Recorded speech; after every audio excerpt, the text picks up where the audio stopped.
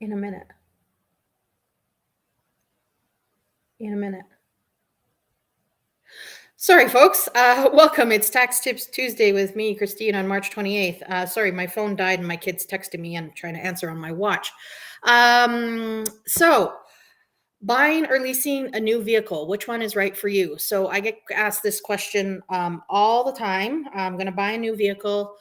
Should I buy? Should I buy it? Should I lease it? What is right?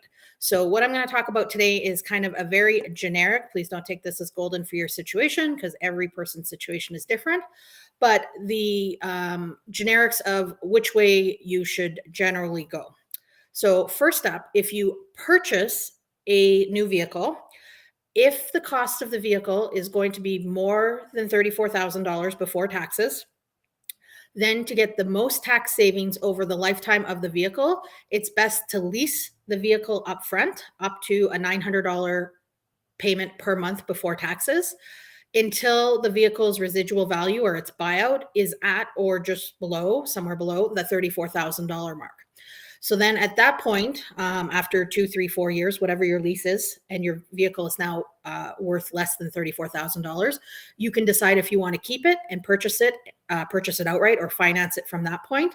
And then we depreciate the remaining value of the vehicle over the rest of its lifetime, the next 5 or 6 or 7 or 10 years, however many years it happens to be. And then rinse and repeat. So you turn in the old, or you rinse and repeat, turn in the old lease and buy a new lease.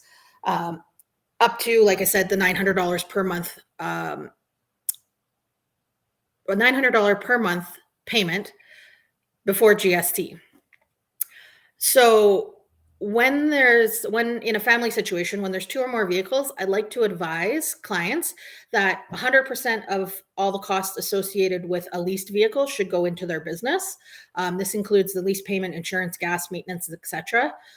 Keep in mind, like I said, this is not golden for every person's situation. Every situation is unique and different, and you should always check with your tax professional to see what the best treatment is for your particular situation.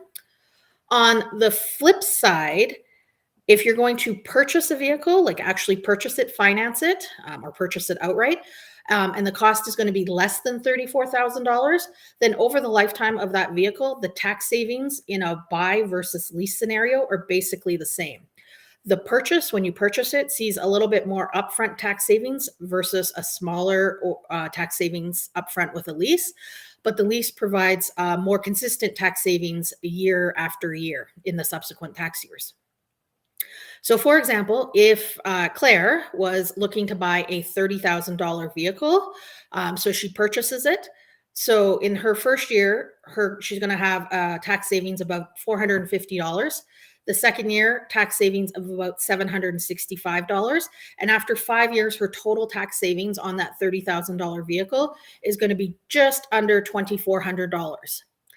If she had leased that same $30,000 vehicle, her lease payment would be about $375 a month. So in all 5 years, she would have a tax savings of about $4,500 each year. So total tax savings of about $2,250. So there's less than a $200 difference. It's about $130 difference in tax savings between buying and leasing when the value of the vehicle is less than $34,000. On the flip side, if you were to buy a $60,000 vehicle, it's going to have the same tax savings as that $30,000 vehicle, about $2,400, because CRA caps the maximum amount that you can depreciate, that you can claim. So you forever lose the excess of the price that's above $34,000.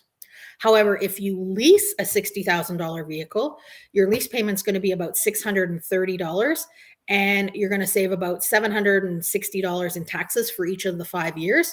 So you're going to save about just over $3,800 in taxes versus $2,380 on the loan if you had financed that same $60,000 vehicle.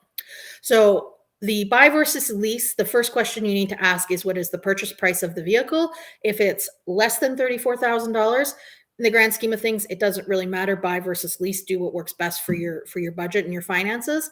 If the vehicle that you want to purchase is more than $34,000, you should always lease it first until the residual drops down. And then if you decide you like it, haven't been in an accident, whatnot, want to keep it, you can finance it from that point to get the most tax savings.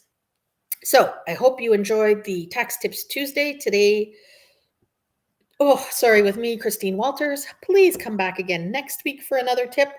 And excuse me, sorry. I hope you enjoy the rest of your week.